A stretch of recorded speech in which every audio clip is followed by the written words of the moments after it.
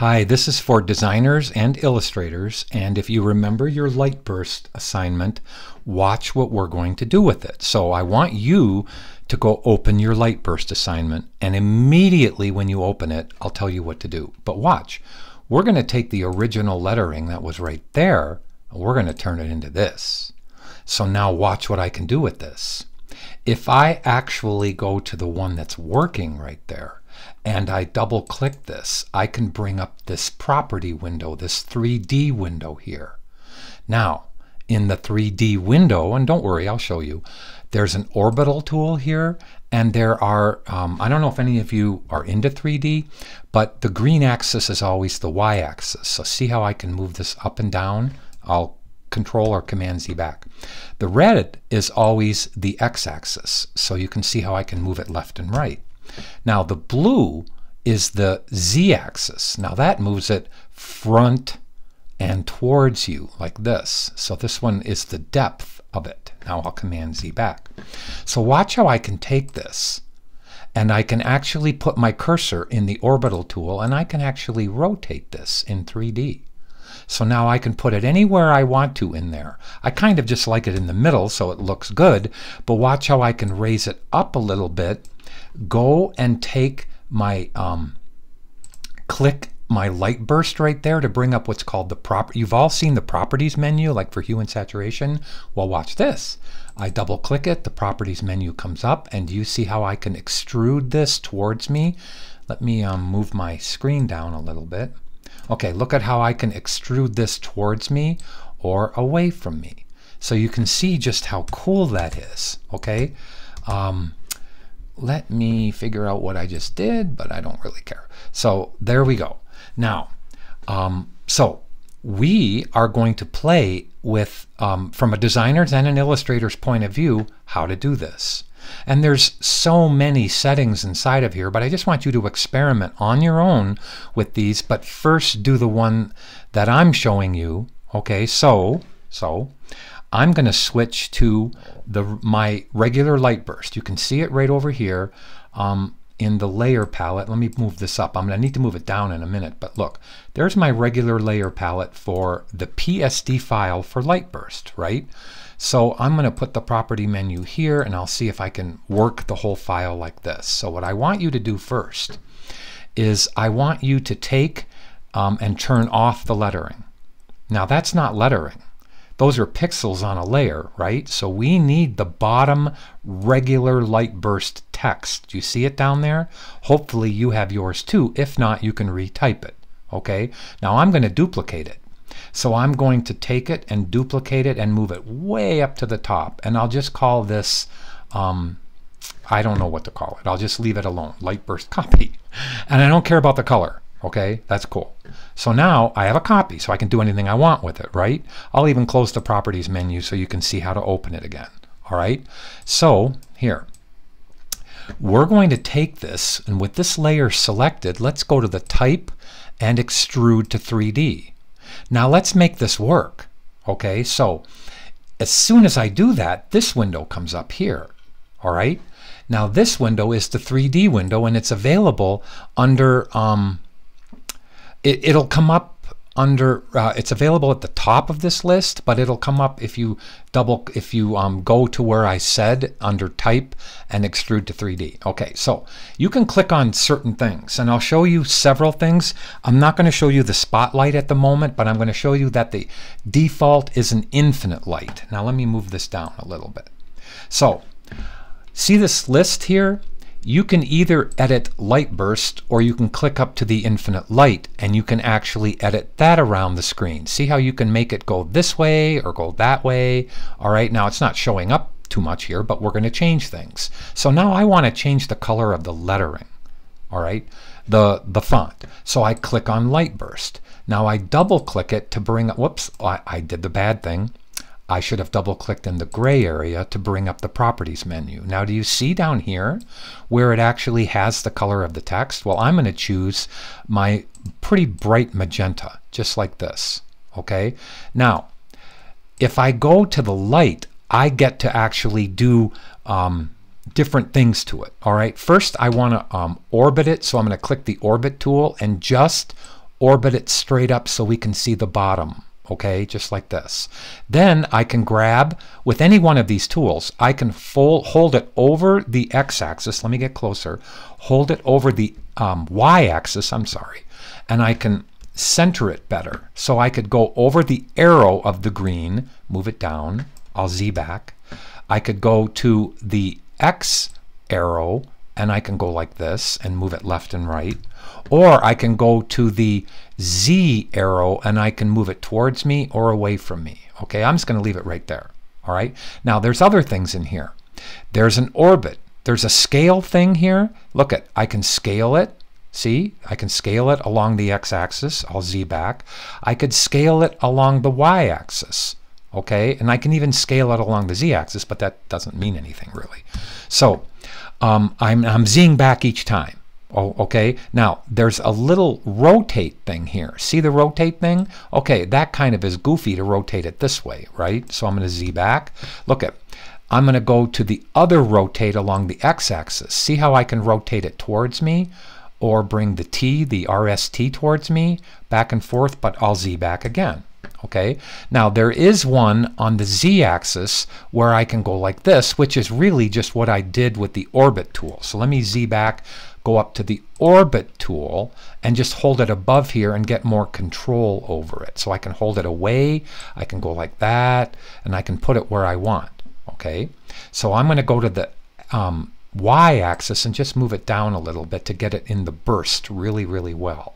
Now, make sure you've turned off this bottom layer of the Lightburst, okay, the white lettering. Good. I just wanted you to see that.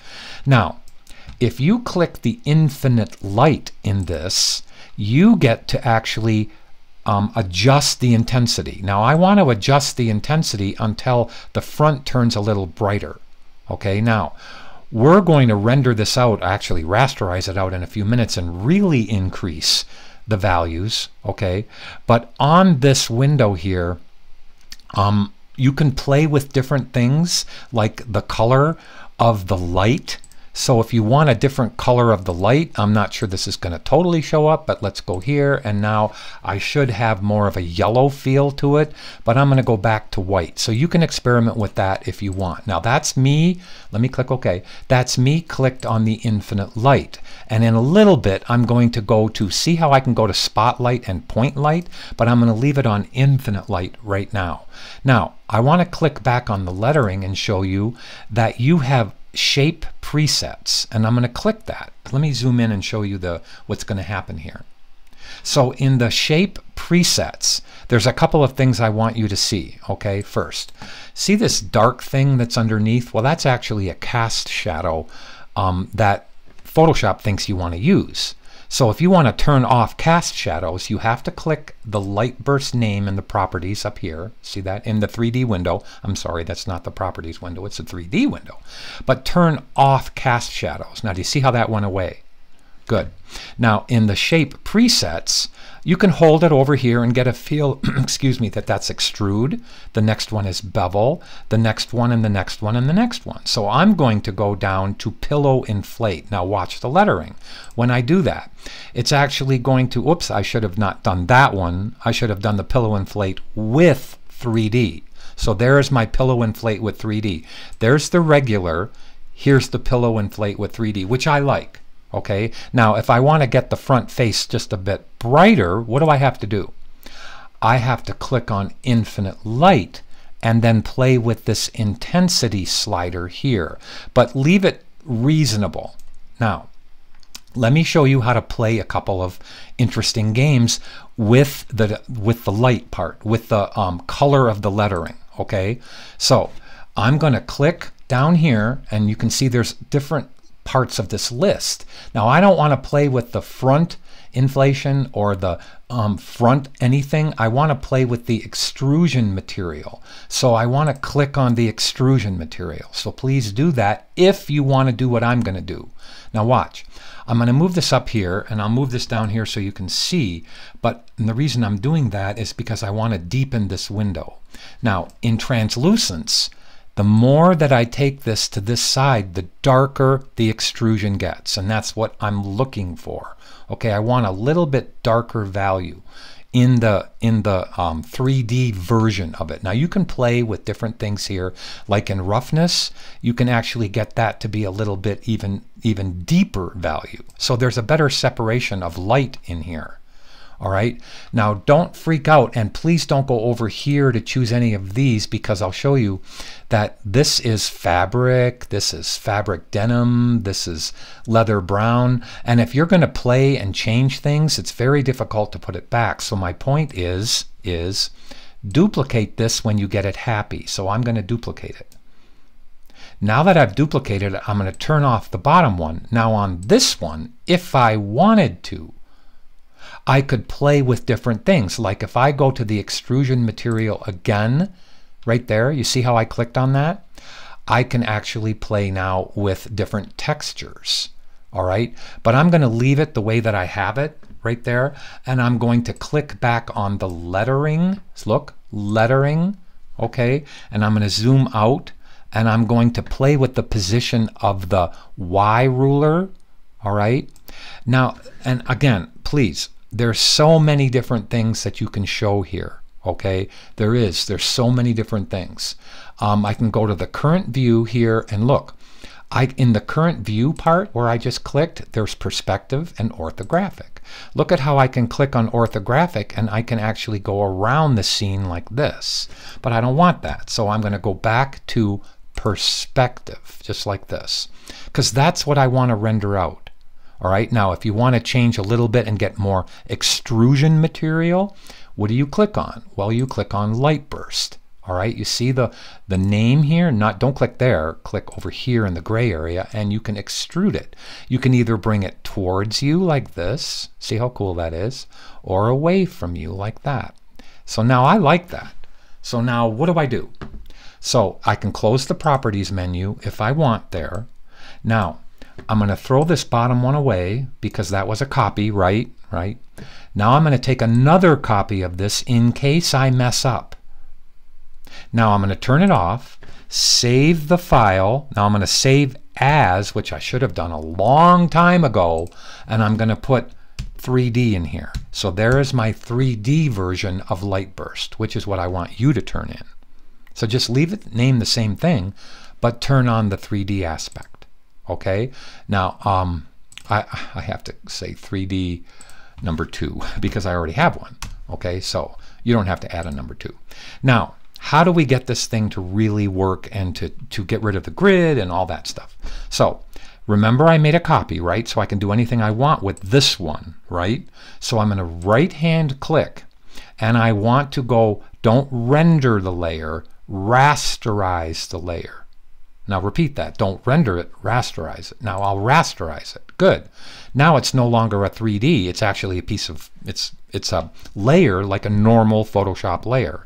Now if I hit Command L or Control L, do you see how I can deepen that and really get the contrast in there?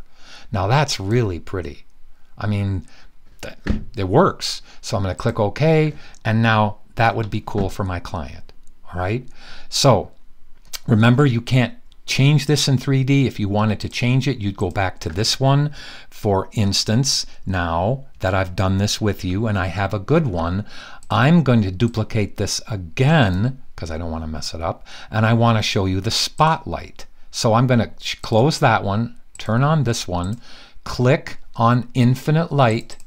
Now this is going to be a little bit of a pain, so you have to bear with me. Okay, so I'm going to double click out here in the gray area, right, to bring up the properties window. Okay, there it is. Now let's change it to a spotlight. Now you can play with this. All right, now don't panic with the spotlight. Let me move this up. Now let me move this back. Now in the spotlight, you have to actually tell it what to do. So in the spotlight, look at how I could take this, which is the Y. I could move it up. I could move it. Let me Z back. Now look, if I want to get the light to show, I'm going to take the Z axis and show it like this or pull it out like that. Now do you see it took a long time for me? Look at, I have to zoom back out again. Look at, it took a long time for me. Whoa, it's really out. Now I don't want it that far away, so I'm going to Z back like this, and I'm going to see if I can fix that. All right, now I might have to go to the orthographic thing, but remember, red is X. I can move it along red. Now that did a better job. So I can move it along the X-axis. Okay, now I'll move it along the Y-axis. I'll go back on the X-axis. Now look, I'm going to go on the Z-axis and pull it out. Now I'll go like this, which means to move it on the screen. And I'm going to go bring it a little bit straighter down. Now let's go like this and bring it over a little bit more down so you can see how I'm doing that. Now if I want to get this to have more effect on the L and the T, just grab this out here, and do you see how I can make it wider? So now that's got a good feel to it. So you can experiment with the spotlight, but do it on a copy, please. Okay, do it on a copy so you don't mess it up. All right, and then just keep on experimenting with things. Like I haven't touched anything in the properties menu.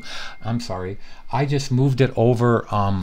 Let me just click that so it doesn't go again. Okay, so I think this is so fun. I mean, it's amazing. So now I'm going to duplicate this and I'll render it out myself. So now look, I'm making another copy. I'm going to turn it off. Okay, I've got a good one here. Now, how do you render it? Or I don't want to use the word render. I want to use the word rasterize, because don't render it. It takes way too long and you don't need it rendered. You just need it rasterized. Now, in the rasterized one, which this is, okay, I can go to Command L or Control L, and I can again increase the darks on it if I wanted to, okay, and a little bit of the brights. And I could take the mid-range. But now here's the first one I did, which is pretty, and here's the spotlight effect, which I did, which is pretty. So what do you think? I think that's pretty cool, and I wanted you guys to see how to do this. And then this is just a regular file now. Remember, that is a rasterized layer. That's a rasterized layer. That's a 3D layer. So you might want to name these so you know it, but I'll save the file. And I hope you enjoyed that. Thank you.